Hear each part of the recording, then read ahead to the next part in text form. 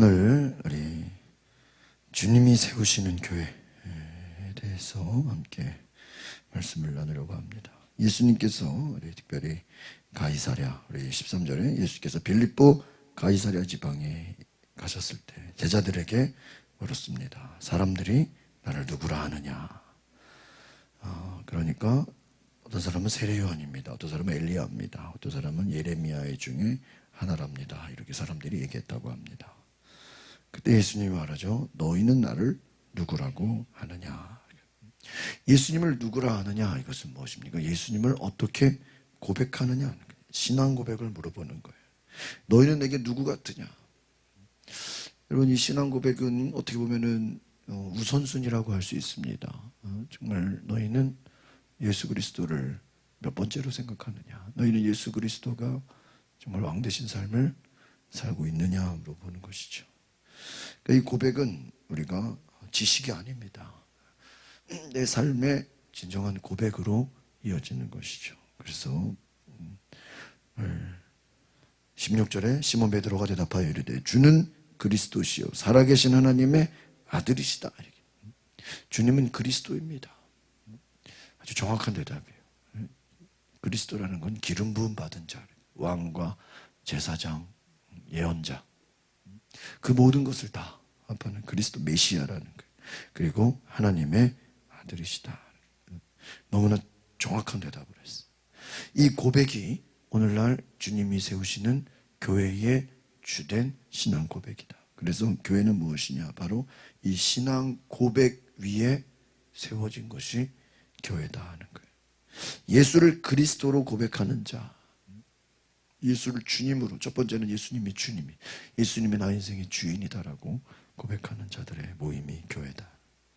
그리고 예수를 그리스도, 메시아 하나님의 아들, 살아계신 하나님의 아들로 고백하는 자가 교회의 모임의 구성원이다는 거예요. 그러니까 오늘 예수님이 중요한 약속을 하죠. 17절에 보니까 내가 복이 있다.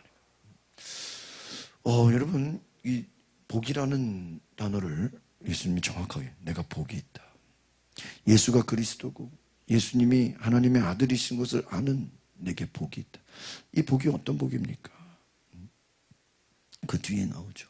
이것을 알게 하니는 혈육이 아니요 하늘에 계신 아버지이시다.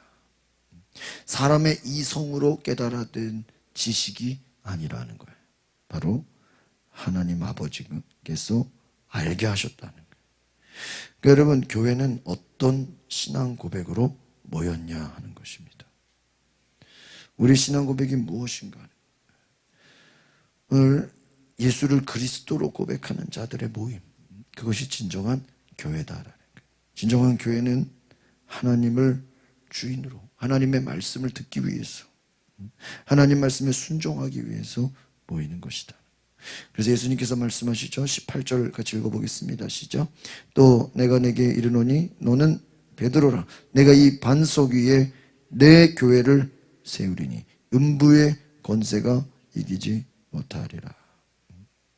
오늘 여기서 중요한 것은 바로 이 반석 위에, 이 반석은 뭘 말하는 거예요? 신앙 고백이 주는 그리스도 하나님의 살아계신 아들이다라고 고백하는 그 신앙 고백 위에, 그 고백 위에 내 교회, 다른 말로 하면 주님의 교회, 예수 그리스도가 통치하시는 교회, 예수 그리스도가 일하시는 교회, 예수님이 주인된 교회를 세우겠다. 그러니까 오늘 여기서 중요한 것은 사람이 세운 교회냐, 정말 주님이 세우시는 교회냐, 이게 중요한 것이라는 거예요. 내 교회를 세우리니, 그럼 예수님의 교회의 특징, 이 특징이 뭐죠? 그 다음에 나와 있어요. 음부의 권세가 이기지 못하리라. 여러분, 베드로의 고백, 그 신앙 고백 가운데 교회를 세우겠다고 하셨어요. 여러분, 이것은 예수님의 교회라는 건 굉장히 중요한 거예요. 이거는 사람들이 움직이는 교회가 아니라는 거예요. 그러니까 철저하게 주님이 역사하시고 예수님이 일하시는 교회라는 거예요. 다른 말로 하면 사람이 움직이는 어떤 사람의 힘이나 사람의 목소리나 사람의 어떠한 영향력으로 움직이는 게 아니에요. 어떤 물질적인 규모로, 어떤 외형적인 것으로, 어떤 보여지는 것으로 움직여지는 것이 아니라 철저하게 주님이 일하시는, 주님이 역사하시는 교회가 되는 것이라. 교회가 시간이 지나다 보면 많은 사람들이 눈에 보여지는 것, 사람의 숫자, 또 돈의 능력, 또 영향력, 이것으로 교회가 움직여진다고 생각합니다. 그래서 물질로 제한하고, 사람의 능력으로 제한하고, 또한 사람들이 바라보는 영향력으로 제한을 합니다. 그것은 다 사람의 교회예요. 사람이 생각하고, 사람이 계획을 세우고, 사람이 제안하고, 주님이 세우시는, 주님이 일하시는, 주님이 역사하시는 교회가 되려면 어떻게 보면 우리의 생각과 이성과 모든 한계를 내려놓고 정말 하나님이 무엇을 원하시는지, 주님이 무엇을 원하시는지, 주님이 일하고자 하시는 대로 그냥 우리는 순종하면 되는 거예요. 주님의 감동을 따라서 주님이 일하고자 하시는 대로 우리가 나아가는 것이 주님의 교회라는 거예요. 사람의 영향력이 아닙니다. 사람의 생각이 아니라 정말 하나님이 역사하시고 주님이 일하시는 교회가 될 수 있도록 여러분이 오늘 교회의 이 중요한 원리를 기억하시길 바랍니다. 그래서 이 교회, 예수님이 세우시는 교회의 특징, 오늘 18절에 음부의 권세가 이기지 못한다. 악한 마귀의 권세가 틈타지 못한다. 악한 것이 틈타지 못한다. 어둠의 권세가 틈타지 못한다. 절대로 주님이 세우신 교회는 마귀 권세가 이기지 못한다. 예수님이 세우시는 교회는 무조건 승리라는 거예요. 악한 것들이 교회 안에 역사하지 못하도록 교회는 반드시 승리한다는 거예요. 여러분, 오늘 우리가 이 말씀을 기억하십시오. 그래서 예수님께서 그 18절에 19절에 중요한 말씀으로 약속을 하십니다. 19절 말씀 읽어보겠습니다. 시작. 내가 천국 열쇠를 내게 주리니 내가 땅에서 무엇이든지 매면 하늘에서 매일 것이다. 내가 땅에서 무엇이든지 풀면 하늘에서도 풀리리라. 천국 열쇠를. 그러니까 주님이 일하시는 교회는 첫 번째, 음부의 권세가 이기지 못한다. 마귀 권세가 절대로 이기지 못해. 왜? 예수님이 역사하시기 때문에. 귀신들이 도망갈 수밖에 없고, 질병이 치유될 수밖에 없고, 하나님이 역사하실 수밖에. 이게 당연한 것이라. 왜? 음부의 권세가 이기지 못한다. 세상에 악한 것들이 들어왔다 떠나갈 수밖에 없다는 거예요. 여러분, 권세가 있다는 거예요. 하나님 나라의 권세가 있다는 거예요. 승리가 있다는 거예요. 천국 열쇠를 내게 주겠다. 19절 말씀에 내가 땅에서 무엇이든지 매면 하늘에서도 매일 것이다. 땅에서 풀면 무엇이든지 풀리리라. 환경에 영향받지 않고 그 권세. 여러분, 땅에서 매면 하늘에서도 매일 것이다. 땅에서 풀면 하늘에서도 풀리라. 그러니까 여러분, 무엇입니까? 예수 이름의 권세가 있다는 거예요. 악한 것들이 틈타지 못하고 악한 것들이 이길 수 없다는 거예요. 땅에서 무엇이든지 매면 하늘에서도 매일 것이요 땅에서 무엇든지 풀면 풀리라. 이것은 무엇을 말합니까? 기도를 말해요. 그러니까 기도의 응답이 있다는 거예요. 그러니까 여러분, 예수 그리스도의 그 권세는 무엇입니까? 다름 아닌 기도입니다.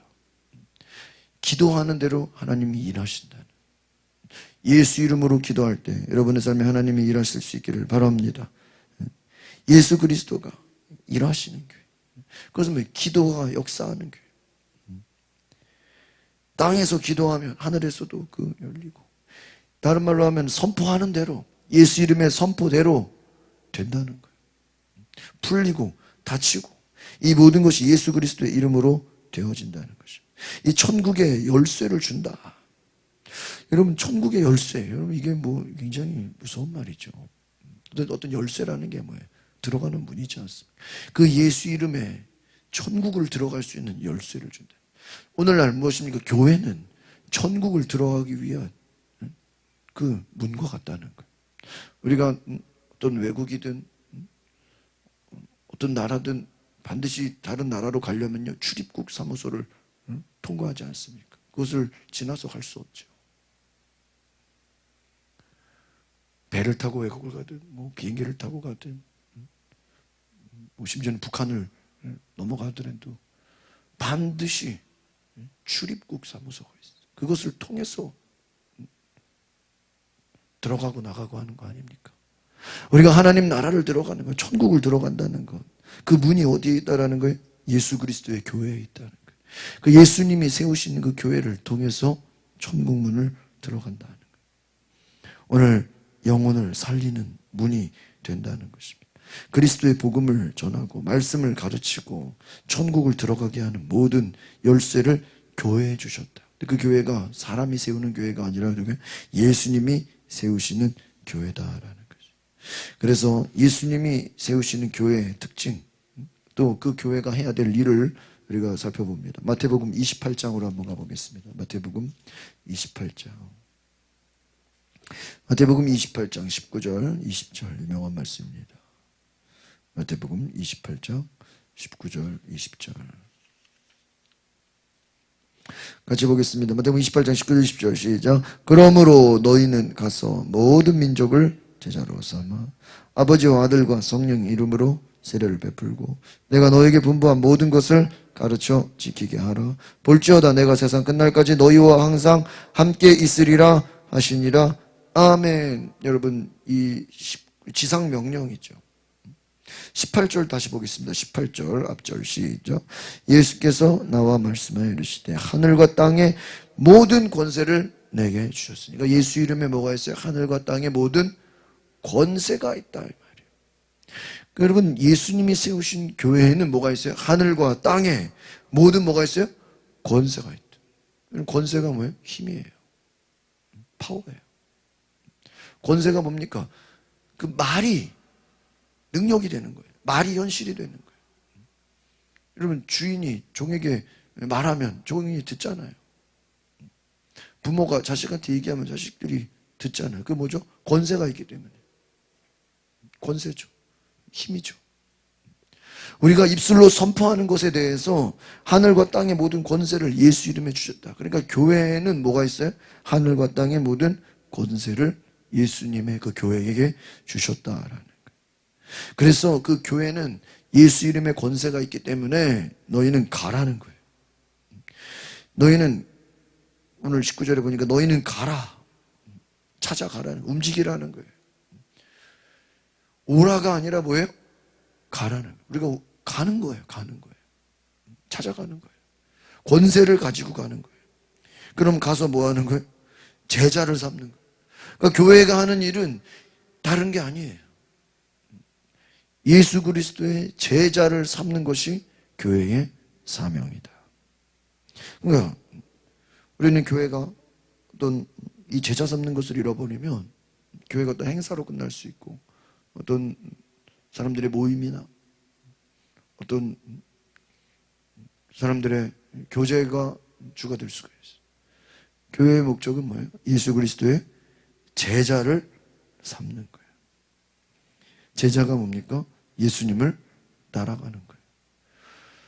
제자는 어떻게 보면은 성경에서 말하는 예수 그리스도의 제자는 고난을 받는 사람들이에요. 십자가를 지는 사람. 그러니까 어떻게 보면 이 교회라는 것은 구원받은 자들의 모임이죠. 에클레시아, 어제 말씀드린 것처럼 소명을 받은 사람들의 모임이 교회예요. 그러니까 교회는 각자 하나님으로부터 소명을 받은 거예요. 그 소명은 뭡니까? 예수님을 따라가는 거예요. 그 소명은 다른 말로 하면 고난받기를 각오하는 사람들이에요. 십자가를 향해서 십자가를 지는 사람들이에요.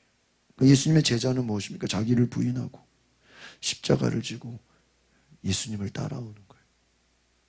그 고대 우리나라 초창기 복음이 들어왔을 때 선교사들이 막 복음을 전하는데 그 성경을 읽고 먼저 성경에 들어가서 그 성경을 듣고 은혜 받은 자들이 읽고 은혜 받은 선교사들을 만나려고 그 추운 겨울에 산을 넘고 물을 건너서 몇 시간을 걸어서 선교사님을 만나러 왔는데 그 등에 다 뭐가 있다는 뭘 지고 있어 보니까 나무 십자가를 등에다 이렇게 지고 온 거예요. 그래서 선교사님 아니 왜 등에다가 나무 십자가를 지고 왔습니까? 그 이분들이 성경을 먼저 읽었잖아요. 누구든지 나를 따르려거든 자기를 부인하고 왜?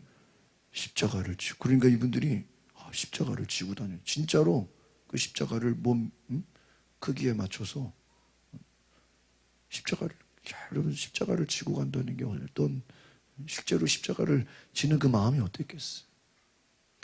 고난받기를 각오하는 거예요. 예수님의 제자가 된다는 건 무엇입니까? 고난의 길을 가는 거예요. 그러니까 어떻게 보면 교회라는 것은 고난받기 위해서 모이는 사람들의 모임이라는 거예요.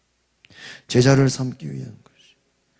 제자를 삼고 오늘 보니까 아버지와 아들과 성령의 이름으로 세례를 베풀어라.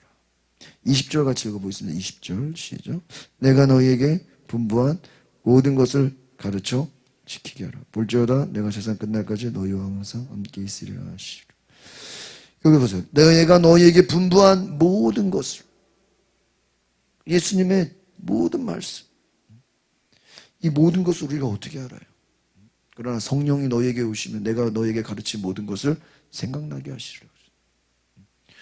결국 예수님이 가르친 모든 말씀, 또 성령의 역사, 성령이 일하시는 모든 것을 가르치라는 거예요. 결국은 이 교회라는 것이 한자로는 가르치는 모임이죠. 뭘 가르치는 거예요? 예수 그리스도의 말씀을 가르치는. 그럼 가르쳐서 뭐 하는 거예요? 순종하게 하는 거예요. 교회의 본질은 무엇입니까? 제자를 삼는 거예요. 제자는 무엇입니까? 말씀을 가르치고 말씀에 순종하게 하는 것이다. 그래서 교회는 그것을 위해서 말씀을 가르치고 그 말씀에 순종하고 예수님을 따라가게 하는 거예요. 오늘 우리가 이것을 기억하십시오. 세상 끝날까지 내가 너희와 함께 있으리라. 신앙을 고백하는 거예요. 예수님이 세우시는 교회, 천국 열쇠를 가진 교회, 천국 복음을 전하는 교회, 그러면서 가는 거예요. 그러니까 교회의 본질은 우리가 가서 제자를 찾아가는 것이다. 우리가 찾아가서 하나님의 말씀을 가르치고 말씀을 전한다는 것이죠. 오늘 우리가 이것을 기억하십시오.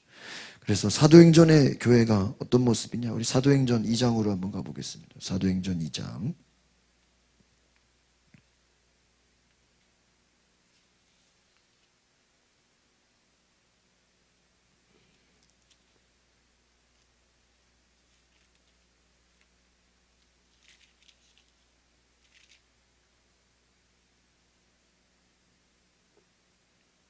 사도행전 2장 1절에서 4절 같이 읽어보겠습니다. 사도행전 2장 1절에서 4절 시작. 오순절 날이 이미 이르매 그들이 다 같이 한 곳에 모였더니 호련히 하늘로부터 급하고 강한 바람 같은 소리가 있어 그들의 앉은 온 집에 가득하며 마치 불의 혀처럼 갈라지는 것들이 그들에게 보여 각 사람이 하나씩 임한다. 그들이 다 성령의 충만함을 받고 성령의 말하게 하심을 따라 다른 언어들로 말하기를 시작하니라. 오순절, 특별히 오순절, 여러분 7일마다 안식일이 있는데 그 7일이 7번, 그럼 77절, 49죠. 거기에 한 날을 더함. 그게 50일째 되는 날이 오순절이에요. 이 오순절이 교회가 탄생되는 교회의 생일이 오순절이에요. 마가의 다락방에 모였어요. 120명이 모였는데 여러분 다락방이 120명 들어갈 정도면 아주 큰 홀이에요. 이스라엘의 마가의 다락방, 그래서 무슨 조그만 방인데 그냥 한 100평 정도 되는 것 같아요. 그 정도 되는 홀이에요. 홀. 큰 방이에요. 큰 룸이에요. 룸. 거기에 사람들이 120명이 모여서 간절히 기도해요. 근데 오늘 2절에 보니까 한 곳에 모였는데 하늘로부터 급하고 강한 바람이 아니라 뭐라 그래요? 바람 같은 소리라 그래요. 소리.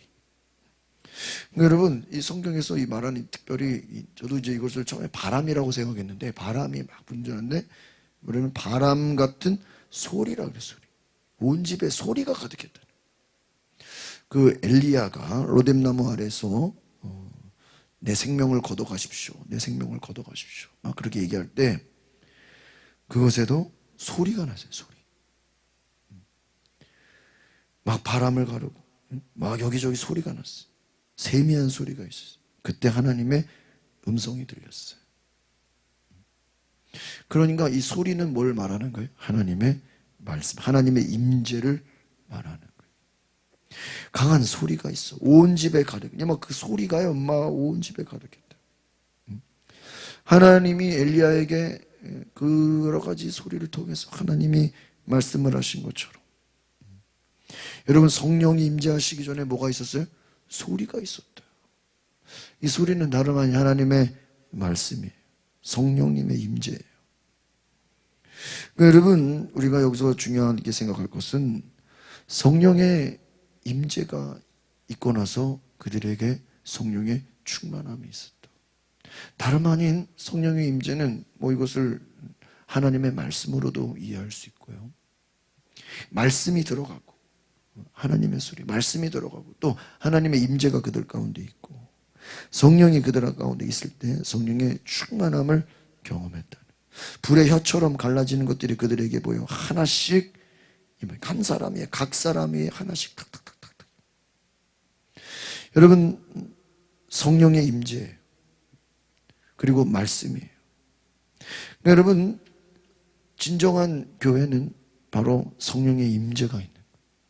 성령님을 환영하고 성령님을 모셔드리는 거예요. 그리고 하나님의 말씀이 그곳에 있는 거예요. 그러니까 교회는 다른 게 아니에요. 우리가 모이면 하나님의 말씀을 듣고, 두 번째 뭐죠? 성령의 임재를 갈망하는 거예요. 예배가 다른 게 아니에요. 우리가 어떻게 살아야 되냐, 우리가 어떤 교훈을 갖고 우리가 어떤 세상적인 교양을 추구하는 게 아니에요. 하나님의 임재를 구하는 거예요. 성령의 임재를 구하는 거예요. 하나님의 말씀을 갈망하는 거예요. 그리고 나서 우리가 흩어지는 거예요. 가는 거예요. 그 말씀을 가지고 가는 거예요. 성령의 임재를 가지고 움직이는 거예요. 여러분, 흩어지는. 그래서 여러분, 하나님의 역사는 모여서 성령의 임재를 갖고 말씀을 들은 다음에는 반드시 흩어져 가지고 그 들은 말씀을 뭐 해야 돼요? 전하는 게 교회예요. 그러니까 예를 들면 주일에 모였죠. 그럼 주일에 말씀을 듣고 은혜 받고 기도하고 그랬죠. 그러면 주중에 반드시 어떻게 해야 돼요? 그 말씀을 가지고 흩어져 가지고 제자를 삼아야 돼요. 가르쳐야 돼요.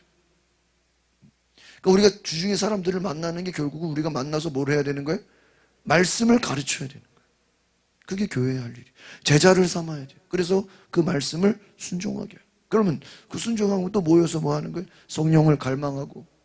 우리가 자동차가 주기적으로, 저도 보니까 보통 아무리 못해도 일주일에 한 번 이상은 꼭 주유소를 가요. 근데 아무리 봐도 일주일을 넘기지를 못해요. 왜냐하면 제가 절반만 떨어져도 그냥 바로 주유소를 가니까 아무리 못해도 일주일에 한 번 이상은 무조건 주유소를 가요. 그럼 뭐죠? 기름을 채워요. 그럼 또 열심히 타고 다니다 보면 또 기름을 채워. 여러분, 교회가 다른 게 아니에요. 교회 와서 내가 뭘 하는 게 아니에요. 우리는 교회에 뭐하러 오는 거예요? 성령의 충만함을 채우려고 오는 줄 믿습니다. 그럼 채웠으면 어떻게 해야 돼요? 열심히 다니면서 말씀을 가르치고 기도해주고 그 충만함을 어떻게 해야 돼요? 나눠야 돼요. 전하고. 그러니까 오늘날 교회의 문제가 뭐죠? 생각해 보세요. 성도들이 뭐 하려고만 해요? 네? 듣기만 하려고 그래요. 뭐 하기만 하려고 그래요? 채우기만 하려고 그래요. 여러분, 유튜브를 통해서 얼마든지 여러분, 저도 듣는 게 얼마나 많아요. 듣고 읽고 목사는 그나마 설교라도 하니까 들은 말씀, 은혜 받은 거 열심히 전하죠. 과연 성도들은 어떤가? 나도 내가 만약에 목사가 아니고 성도였다면 과연 내가 그렇게 들은 말씀을 그렇게 사람들에게 과연 전할 수 있을까? 절대로 쉽지 않아요. 정말 목사니까 의무적으로라도 전하고 또 성도들 만나고 신방도 하고 교육도 하고 그러면서 저는 그냥 열심히 전하니까 아쉬울 게 없죠. 만약에 평신도라면, 만약에 내가 또 전하는 위치가 아니라면 정말 이게 전하는 게 쉽지 않아요. 정말 내가 큰맘 먹고 정말 가정에서든 정말 친구에서든 전해야 돼요. 전하는. 그러니까 여러분, 전도는 다른 게 아니에요. 말씀을 전하는 거예요. 말씀을 가르치는 거예요. 성령의 충만함을 뭐 하는 거예요? 전하는. 그러니까 오늘날 성도들이 듣기는 많이 들어요. 뭐가 좋다, 뭐가 내롭다 다 알아요. 그런데 뭐가 문제입니까? 흩어져서 전하지를 않아요. 그러니까 하나님께서 왜 성령을 부어주셨냐? 왜 다른 언어들로 말하게 하셨냐? 성령의 충만함이 이 사람들이 막 말하기 시작하잖아요. 근데 이 말을 하는 것이 당시에는요, 각 언어로 막 사람들이 그 언어를 막 듣고 막 놀라서 당황할 때는 거예요. 막 소리가 났다. 소리가 임했죠? 보세요. 하늘로부터 급하고 강한 바람 같은 뭐가 있었어요? 소리. 말씀이 임했어요. 그리고 어떻게 돼요? 성령의 충만함을 받아요. 그리고 그들이 막 언어로 말하기 시작해요. 그리고 6절을 볼까요? 사도행전 2장 6절 같이 보겠습니다. 시작. 이 소리가 나매 큰 무리가 모여 각각 자기의 방언으로 자들이 말하는 것을 듣고 소동하니. 뭐가 났다고요? 소리가 나매. 이 소리가 하늘로부터 소리가 임했어요. 성령이 임재했어요. 방언을 받았어요. 그 방언 받은 사람 속에서 방언이 뭐예요? 결국은 소리예요. 소리. 막 떠드는 거예요. 소리가 나면 사람들이 말하는 것을 듣고 막 시끄러운 소리가 나요. 막 그 소리 전에 하늘로부터 큰 소리가 있었다 그래요. 그리고 어떻게 됩니까? 11절, 12절 두 절을 보겠습니다. 11절, 12절 7절 먼저 보겠습니다. 7절 시작. 다 놀라 신기하여 여겨 이르되 보라 이 말하는 사람들이 다 갈릴리 사람이 아니냐. 이 갈릴리 사람들이요 여러 가지 언어로 막 희한한 소리를 내는 거예요. 막 여러 가지 언어로 막 놀라운 소리를 내는 막 소리를 내는 거예요. 생각해 보세요, 여러분. 왜 이 당시에 이 유대인들인데 그렇죠? 갈릴리 사람 이 사람들이 모여서 소리를 내는데 방언을 말하는데 거기 보니까 9절 10절 보겠습니다. 시작. 우리는 바데인과 메데인과 엘람인과 또 메소포타미아 유대와 갑바도기아 본도와 아시아 부르기아와 밤빌리아 애굽 및 구레네 가까운 리비아 여러 지방에 사는 사람들로 로마로부터 나그네 곧 유대인과 유대의 교회에 들어온 사람들과 그레데인과 아라비아인들과 우리가 다 우리의 각 언어로 하나님의 큰 일을 말함을 들어요. 여기서 뭐라고 그러죠? 우리의 각 언어로. 그러니까 이 당시의 방언은 실제로 각 나라 사람들이 다 자기네 나라 말로 뭐예요? 들을 수 있는 그런 종류의 하나님의 큰 일을 말해요. 그럼 왜 이것이 뭘 상징하는 것인가? 예수님 뭐라 그랬어요? 너희는 모든 민족으로 뭐예요? 제자를 삼아.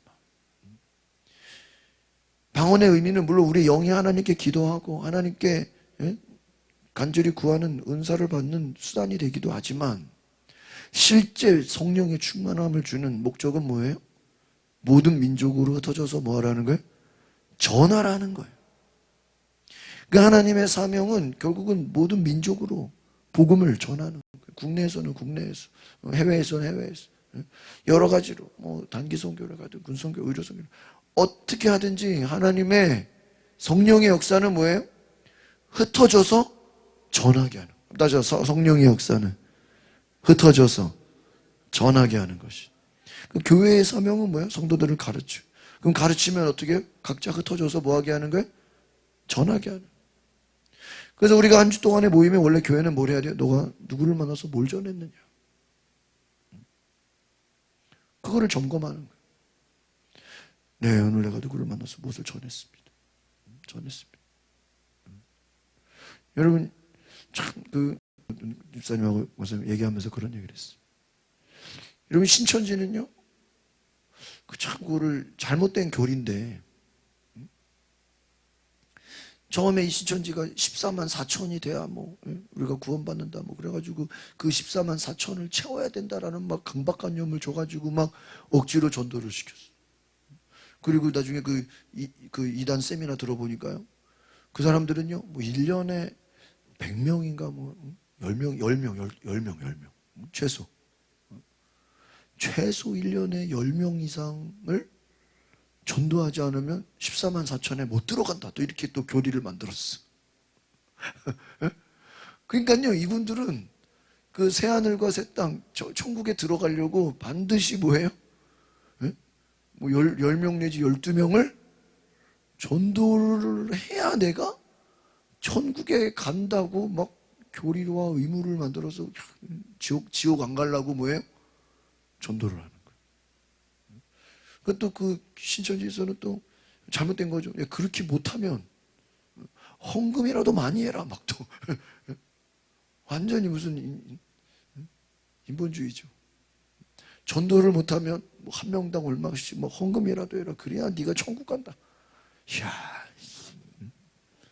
그러니까는 전도를 못하는 사람들은 뭐 일이라도 해서 내가 뭐 전도를 못하니까 헌금이라도 해서 새하늘과 새 땅에 들어가겠다고. 근데 문제는 우리가 볼 때 이해가 안 되고 말도 안 되고 그런 잘못된 교리지만 실제 그 사람들은요 진짜 그렇게 하기 위해서 뭐예요? 목숨 걸고 전도를 한다는 거예요. 문제는 목숨 걸고. 그래서 막 진짜 엄청나게 막. 그러니까 참 인간이 죄인이라는 게 그런 거예요. 그렇게 막 복음을 왜곡시켜가지고 아무나 천국에 못 간다고, 전도를 해야지 천국에 간다고, 14만 4천에 들어가야 된다고 막 잘못된 교리를 만들고 거기는 막 시험 봐야지 막 교인이 되고 막 어렵게 해가지고 막. 그래서 여러분 그 이단일수록요 구원받기가 엄청 어려워요.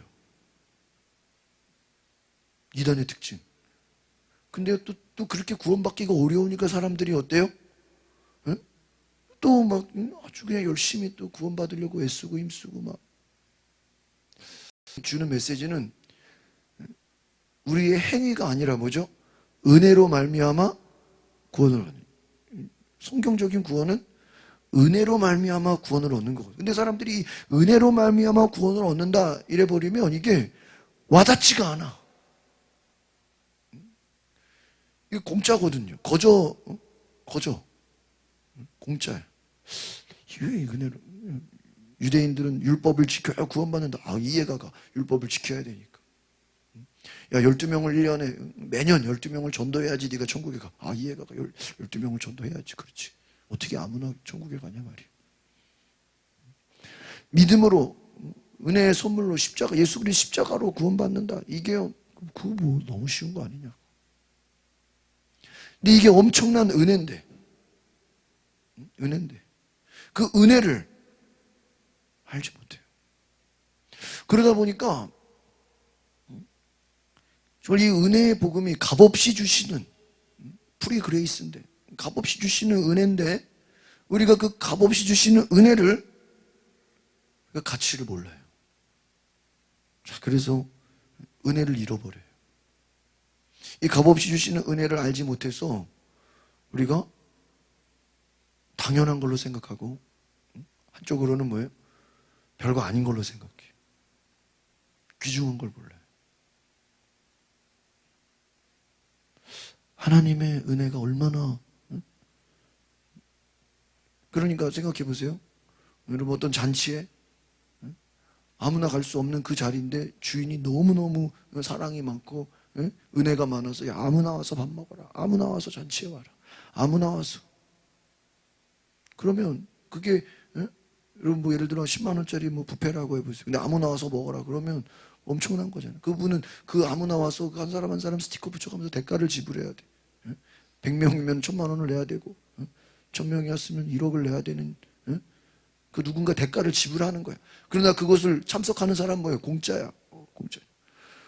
여러분 내가 공짜로 먹었다고 밥값이 안 나가는 게 아니잖아요. 누군가는 그것을 내주는 거라고요. 당연한 게 아니라고요. 우리의 구원은 받는 입장에서 공짜예요.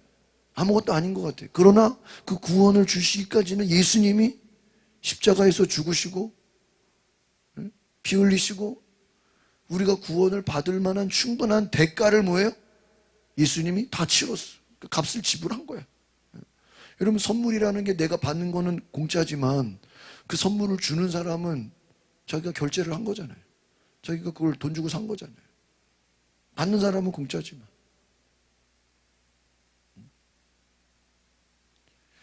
은혜인 거예요, 은혜.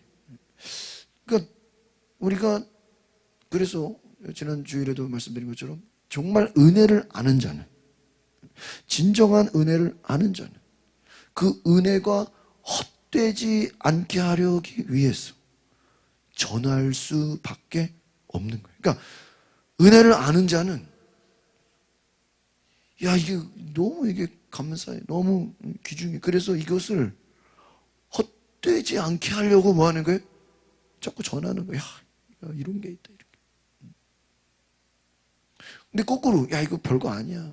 이거 뭐 은혜 뭐그 십자가에서 뭐 죽으시는 거 뭐 별거 아니지. 뭐 아무나 하는 거지. 뭐 우리가 무슨 죄가 있어. 십자가의 은혜를 별거 아닌 거로 생각하는 사람은요, 그게 아무것도 아니기 때문에 남에게 굳이 얘기할 필요가 없는 거예요. 아무것도 아니니까. 중요하지가 않으니까. 여러분, 이게 굉장히 중요한 거예요.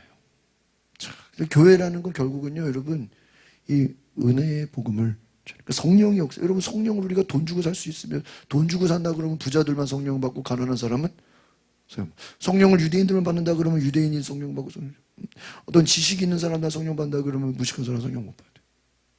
근데 여러분, 성령 받는 게 누구나, 어떤 사람이든 다 성령 받으시, 목회자만 성령 받고 그게 아니잖아요. 성령도 누구나 받아요. 이것도 뭐예요? 은혜예요. 그러니까 인간이 죄인이라는 게 뭐죠? 하나님이 은혜로 주신 것을. 오늘 새벽 기도에 아브라함이 참 놀라운 얘기를 했어요. 종을 보내면서 이삭을 데려가지 마라. 제가 볼 때는 아브라함 입장에서는 이삭을 보냈다가는 다시 옛날로 뭐예요? 돌아가는 거예요. 이삭을 고향에 데려가지 마라. 왜? 고향에 보내버리면 지금까지 아브라함이 받았던 그 은혜를 이삭은 알아요? 몰라. 다 잊어버려. 솔로몬이, 다윗 왕이 그 아버지가 그렇게 고생을 하고 그렇게 시편의 고백을 하고 그렇게 사울 왕한테 죽음의 고비를 넘기고 연단을 받고 또 실수해가지고 또 애가 죽고 막 또 압살롬이 또 반역을 일으켜가지고 나라가 뺏겼다가 또 다시 되찾고 전쟁에 나갔다가 또 막 잠깐 또 딴 블레셋 갔다가 또 그 부인하고 또 다 또 빼앗겼다가 다시 되찾고 아브라함이 얼마나 우여곡절이 많았어요. 거의 제가 보니까 아브라함이나 다윗이나 1세대들은 이 고생이 많아. 근데 그 1세대들의 그 엄청난 고생과 연단을 2세들은 알아요? 몰라요? 몰라. 그러니까 이삭은 아브라함이 얼마나, 왜? 100세에 태어났으니까 그렇잖아요. 이삭의 문제는 뭐예요? 너무 늦게 태어났어. 왜? 100세에 태어났으니까 아브라함이 75세에 부르심을 받고 그 수년 동안 그 25년 동안 하나님이 그 안에 역사하신 거를 이삭은 알아요? 몰라요? 전혀 몰라. 전혀 몰라. 제가 지난주에도 지사님하고 그런 얘기를 했어. 나는 아예 신학교 다닐 때부터 뭐 할 때부터 나는 개척은 안 한다 그랬어. 개척은 기존 교회를 가야지 나는 개척은 못 한다. 왜? 아버지 개척하는 걸 봤는데 아버지 개척하는 거를 봤기 때문에. 저도 그래서 생각해요. 하나님이 저를 개척을 시킬 것 같진 않아요. 그래서 저는 한 번도 지금까지 내가 교회를 개척하겠다라는 생각을 해본 적이 없어요. 아버지 개척하는 걸 봤으니까. 이게 건축도 무서워요. 아버지 건축하는 걸 내가 봤거든요, 옆에서. 야, 이 건축도 보통 일이 아니야. 건축을 하는 것도 힘들죠. 하면은 또 이거 또 한참 동안 또 빚 갚느라고 또 엄청 또 힘들죠. 또 이거 과정이. 야, 이거 말이야, 개척도 힘들고 건축하는 것도 힘들고, 야, 이거 말이야, 내가 옆에서 보니까 보통 일이 아니다, 보통 일이. 그래서 저는 막 내가 뭐 개척을 해야 되겠다. 막 이런 별로 이렇게 생각을 해보는데 왜 이걸 옆에서 봤기 때문에. 만약에요, 안 봤으면요, 몰랐으면요, 막 덤빌 수 있을 것 같아요. 모르니까. 근데요, 아니까요, 못 덤벼요. 한 번 하지, 두 번 하냐. 하나님도 저에게 막 요구할 것 같지는 않아요.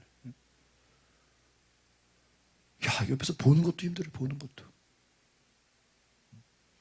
여러분, 이삭이 한 번 목숨 바쳤지 하나님이 두 번 제물로 바치라고는 안 하잖아요. 하나님 여러 가지 경험하게 하는 거예요. 이삭의 문제는 뭐죠? 아브라함이 얼마나 고생했는지를 모른다는 거예요. 여호수아의 위대한 건 뭐죠? 여호수아는 40년을 모세 밑에서 훈련을 받았어. 그래서 그 광야를 같이 훈련을 받고 가나안에 들어가서 그대로 하나님 말씀에 순종을 해요. 그러니까 여호수아는 그대로 모세와 같이 모세가 40년을 그 사역하는 그것을 옆에서 그대로 본 거예요. 그러니까 가나안 땅에 들어가서 그대로 순종을 해요. 솔로몬이 다윗 왕이 고생하는 거를 솔로몬은 본 적이 없어. 그냥 태어나 보니까 왕국이야, 제국이야, 재벌 2세야. 거의 재벌 3세 수준이야. 솔로몬은 뭐 한 게 없어요? 고생한 게 없어. 그러니까 어떻게 돼요? 뒤가 안 좋아져요. 야, 고난이 없는 거예요. 고난이 없다는 거 다른 말로 하면은 은혜를 모르는 거예요. 여러분, 은혜라는 것은요, 반드시 고난 속에서 깨닫게 돼요. 고난 속. 우리가 사람이 좀 가끔 아플 필요가 있어요. 왜 그렇죠? 가끔 아파야 이 건강한 게 얼마나 귀중한지를 깨닫게 돼요. 자동차도요, 어쩌다 가끔 이상한 소리가 나고 좀 무슨 문제가 있고 가끔 이렇게 여러 가지 문제로 카센터를 왔다 갔다 해보면, 야, 이게 차가 말이야, 이게 정상적으로 이게 아무 문제 없이 굴러가는 게 기적이에요, 실제로. 왜냐하면 그 안에 부속이 너무 많아. 제가 보니까 이게 차 부속 간 게 굉장히 많아, 내가. 야, 이거 뭐 어디 하나 시간이 지나면 안 망가지는 게 없어. 시간이 지나면 여기가 문제가 돼. 다 한 번씩 교체를 해야 돼. 그러니까 이게 정상적으로 차가 움직이는 것도요, 이게 기적이에요, 기적. 인간의 몸도 마찬가지. 운동을 해야죠. 또 뭐 정상적으로 또 뭐.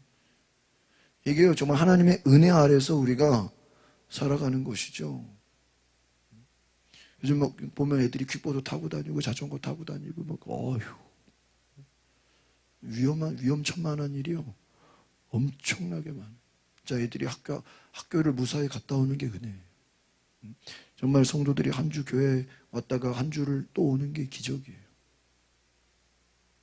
우리가 정말 한 주간에 어마어마한 일들이 벌어지고 정말 세상에 별일이 다 있는데 하나님의 은혜를 잊어버린다는 거예요. 그래서 여러분, 교회는 하나님의 그 성령의 그 모든 역사를 교회 안에 부어주시고 그 교회를 통해서 퍼지게. 그래서 여러분, 말씀을 정리합니다. 결국은 교회의 목적은 무엇이냐? 성령이 임하고 말씀이 임하고 하나님의 임재가 임하면 그것이 뭐예요? 흩어지는 거예요.